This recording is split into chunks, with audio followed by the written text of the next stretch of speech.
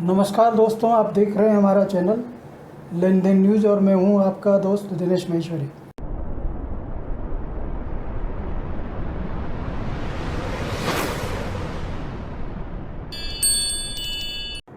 मुकेश जी, अब हम आगे इस पे चने पे चर्चा करना चाहते हैं कि चने के लिए भी काफ़ी हमारे दर्शकों की डिमांड आ रही है कि चने के बारे में कोई जानकारी नहीं दी जा रही है।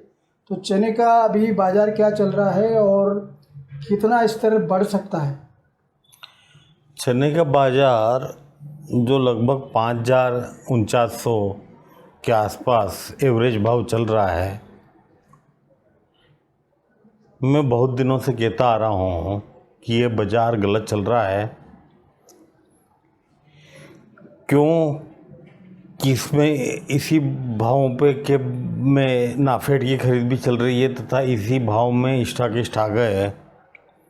लेकिन चने का एक्चुअल भाव होना चाहिए था 4,000 से 4,500 के बीच, तथा यदि 4,000-4,500 के बीच होता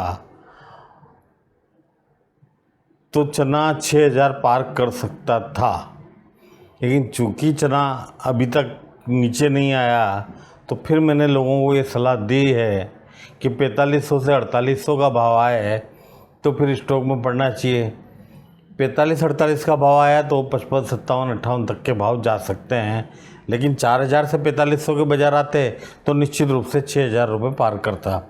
अब ये जब तक चने में सरकारी खरीद चल रही है, जब तक स्टॉक की खरीद चल रही है, तब तक चना इन स्तर पर रुका रहेगा। उसके बाद धीरे धीरे बाज़ार हो सकता है कि क्रश हो जाए। तो ये इंसिडेक्स से चने को बाहर करने के बाद में बाज़ार कितना नीचे आ गया? नहीं, एनसीडीएक्स से पार निकालने के बाद तो यूँ कहो कि बाज़ार चल ही नहीं पाया और 4,500 के आसपास पहले भी होकर के आया है। लेकिन चूंकि मैं हमेशा कहता हूँ कि सीज़न की मंदी आनी चाहिए, तो सीज़न की जो मंदी है वो 4,400 या 4,200-4,500 का भाव आना चाहिए था, जो नहीं आया। उसके पहले ही सरकारी खरीद भी चालू हो गई और स्टॉकिस्ट भी चना भरने में लग गए। इसलिए इसका फ्यूचर मुझे इतना ब्राइट नहीं लगता है। उसका कारण है कि यदि बाज़ार तेज होंगे तो चना एक ऐसी कमोडिटी है जो भारत सरकार कहीं से भी इंपोर्ट कर लेती है। इसलिए जो है तेज़ी की संभावना है। पिछले वर्ष पूरे वर्ष जो है तेज़ी के चक्कर में लोग बैठे रहे और अंत में जाकर के औने पाने दामों पर चना बेचना पड़ा।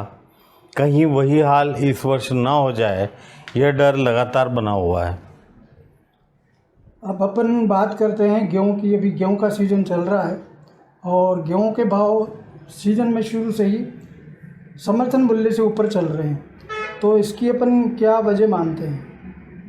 नहीं, गेहूँ जैसा कि अभी रूस यूक्रेन युद्ध चल रहा है, एक्सपोर्ट भी है, तो रूस यूक्रेन युद्ध में यूक्रेन तो एक तरह से पूरा डिमोलाइज हो गया है, पूरा ख़त्म हो गया। और रशिया जो है उसके ऊपर कई तरह के प्रतिबंध लग गए।